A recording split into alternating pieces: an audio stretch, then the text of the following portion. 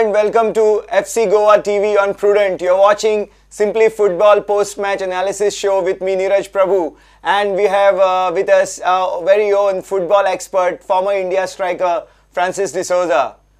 FC Goa went down by 1-2 at Mumbai City FC yesterday. It was a match where FC Goa also had their moments and simply did not deserve to lose. But then football at times is a cruel sport, as you have a game where you seem good enough to take a point but you end up without any point, and that's what happened to Sergio Lobera's team last night, and they ended with their first defeat of the season in the second game of ISL 4. Francis, how did you read the situation? What were your first thoughts on the result of this game? I think what would be the fair result for yesterday's game was a draw, because I think both the teams, that would be a fair result, although Mumbai FC came with 3 points ultimately. But I think FC Goa also played well.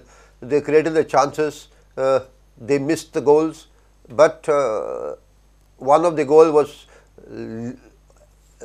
denied by the assistant referee.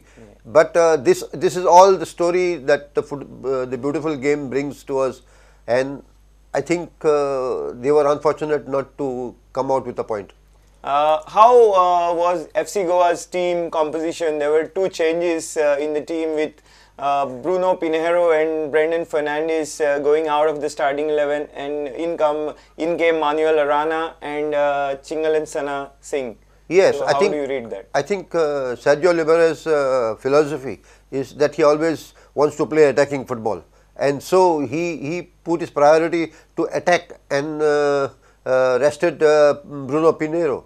But in the first half, you've seen the fragile FC Goa defense, and you have 3 youngsters playing there who doesn't have much ISL experience. Right. So that was evident in the first half, how many chances Mumbai FC created, and if not for the sloppy play by Balwant Singh, I mean FC Goa would have been areas in the first half itself. Right.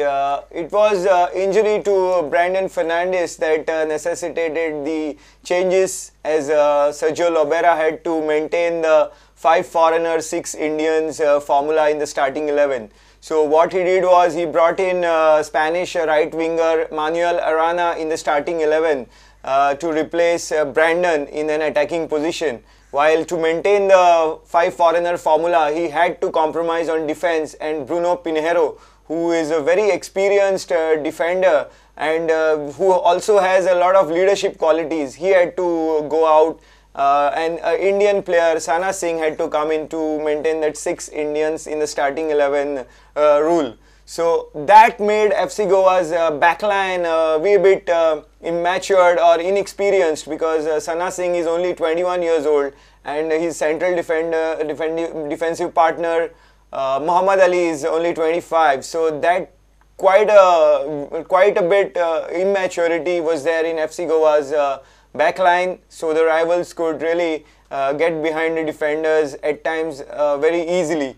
Nevertheless, Balwant Singh and Everton Santos and sometimes Imana, they also lacked a bit of coordination, and Mumbai also looked a bit disjointed. Otherwise, it could have been a very difficult situation for FC Goa. Yeah, I think it is going to happen with most of the teams, because this is the initial games, how they are going to prepare themselves for the battle ahead, and this coordination and the understanding is going to come up with as long as they play together, more together. And it's also different when you come to the proper competition than playing even in your friendly matches.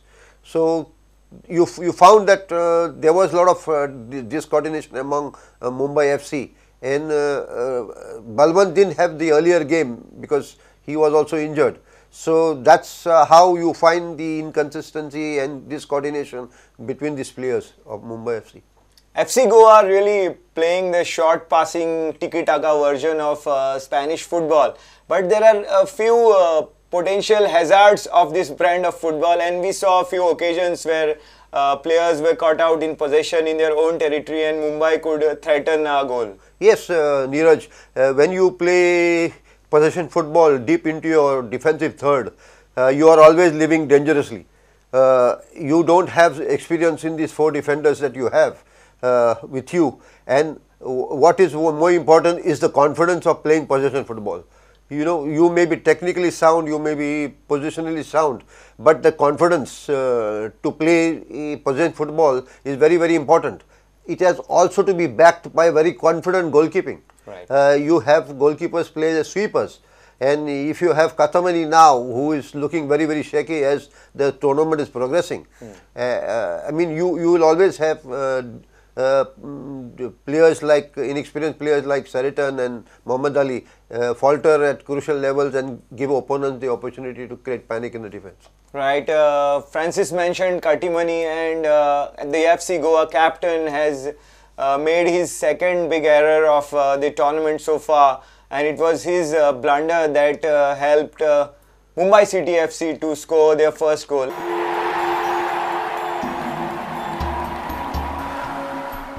Lots of talking points there as FC Goa went down by a goal to 2 at Mumbai City FC. Most strikingly, all the 3 goals came in the second half. Everton Santos got Mumbai up in the 59th minute, and FC Goa got the equalizing score from Manuel Arana in the 83rd. Thiago Santos, the substitute, played the super sub role and clinched it for Mumbai City FC with his goal in the 88th minute.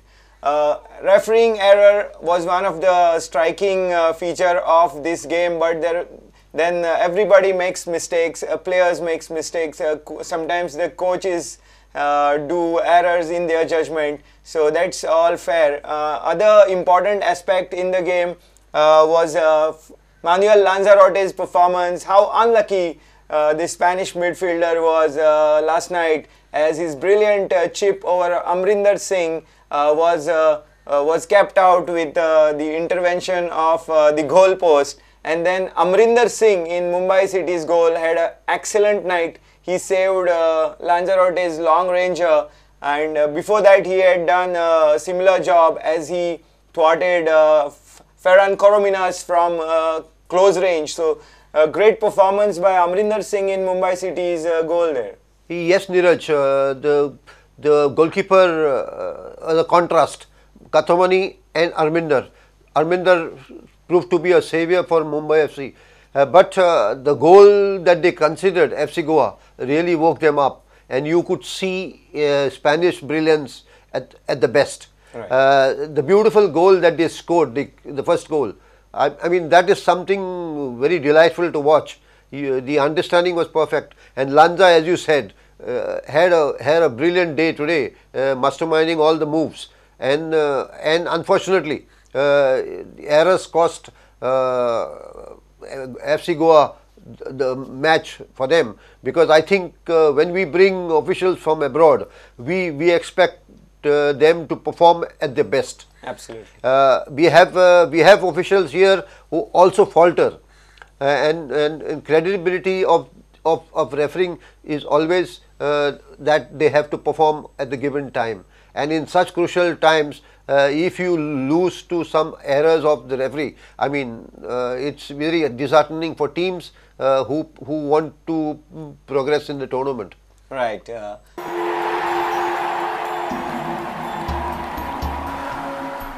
Welcome back. We are discussing the FC Goa's first away loss of the season. We still have with us Francis D'Souza, the former India striker.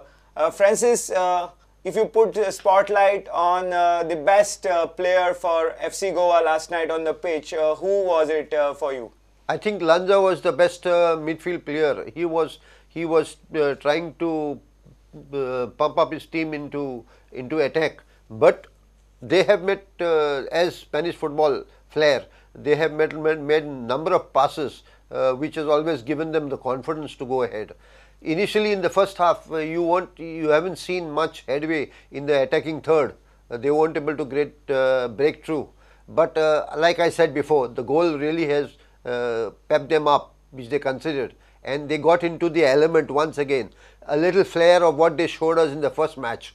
I mean, we could see it coming back again, and what they are capable of doing, the Spanish players in the midfield, and very rightly so. I mean, if it was not for Arminder, I mean, Goa could have come up as victorious last night. There was another contrast on the field last night where FC Goa players passed the ball around quite neatly, while Mumbai City FC's attackers looked, they didn't get as much service and support as needed, and it was a sort of a disjointed performance. Nevertheless, they were also expansive in their football with Brazilian flair present in their team, and FC Goa were quite stylish and attractive with their Spanish brilliance. And here we need to put in the spotlight FC Goa's number of passes that they have completed so far. They are leading the charts with 1,123 passes completed, and FC Goa are number one in this category of the statistics. Yeah, when you relate your football to Spain and Spanish football, it is always tiki-taka football and ball possession, Neeraj. So you find yesterday's was a game where you had Brazilian effort and brilliance versus the Spanish domination and ball possession. And if you have seen, very rightly as you say, they were a little, Mumbai FC were a little disjointed. The coordination was not so fluent as FC Goa. But you have seen the individual efforts of both these Brazilians who has converted the game yesterday into Mumbai FC's favour. Right. Now looking forward, FC Goa will take on Bengaluru FC in their first home game on 30th November, that is on Thursday. So how would you look at the situation right now and plan for that game? I think both the teams, FC Goa and Bengaluru, prefer to have possession of the balls. Bengaluru FC has very good coordination among themselves for having players for a little longer duration with them. FC Goa also has very good coordination for the past two games we have seen.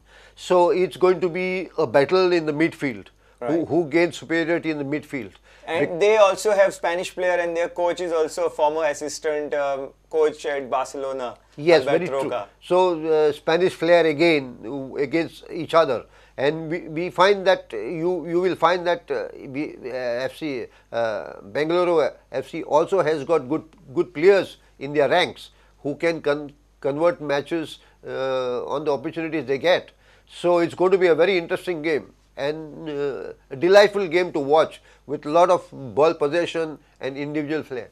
Is there a danger that FC Goa can become predictable now and the oppositions can dissect them easily because of their tiki-taka football? You know, this is going to happen because every coach is going to change his strategy as per the performance of the team. Now all the teams have been exposed to their style of playing and how they have performed. So the Spanish players, you have individual brilliance in all these four players of FC Goa who can improvise as the situation demands. So that sort of predicament or knowing football earlier will not have any much difference on FC Goa because they are quite capable of creating those chances and bringing victory to FC Goa. Coming to the team composition now, what would you tell Katimani, or do you think his place will be on the line now? I think Katimani's confidence is definitely going to be very low. But you have to wait and watch and see which other goalkeeper in their ranks is going to replace him. But I think the goalkeepers on the bench don't have that much experience.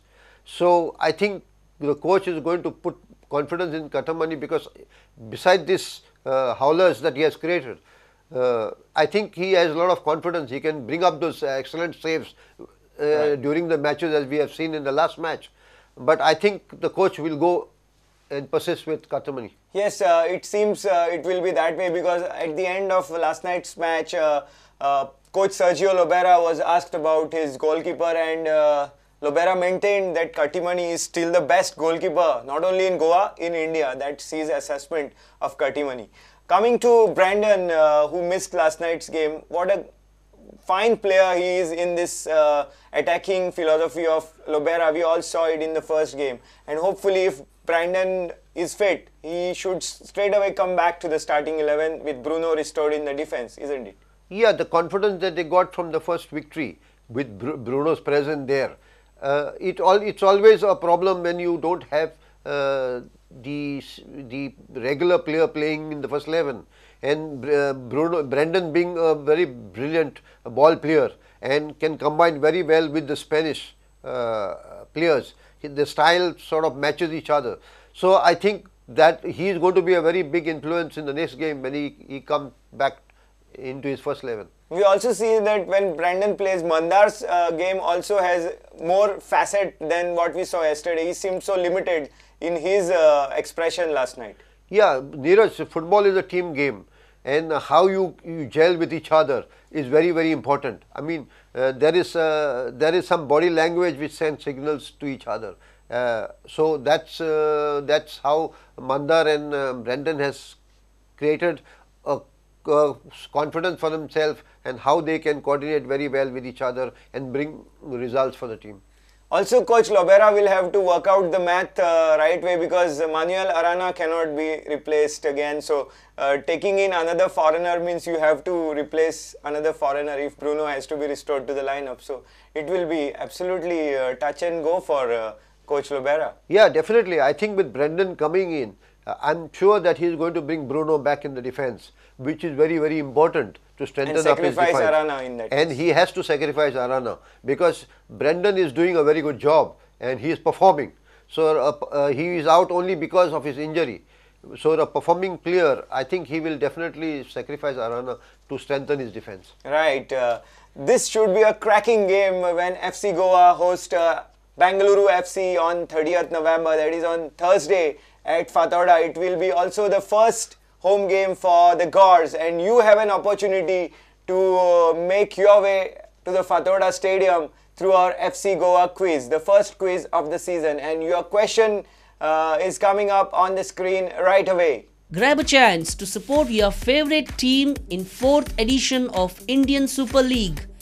Answer this simple question and 5 lucky winners will win couple passes. Where did FC Goa train during the pre-season camp? Camp Nou, La Manga Club, Santiago Bernabeu. SMS your correct answer, FC, correct option, with your name and taluka to 9011043390. Contest closes on 29 November 2017 at 9 am. Winners will be announced in our special program Simply Football on Wednesday 29 November. So Goa, let's football with your favorite channel, Prudent. So that's all the time we have on this post-match analysis program in Simply Football. Thanks for watching, and keep watching Prudent Media for exclusive coverage on FC Goa's campaign at the 4th ISL. Francis, thank you very much as always for being here with us and guiding us with your insight into FC Goa's performance. Thank you for having me, Ken. Our pleasure. So see you guys. Keep watching Prudent. Goodbye.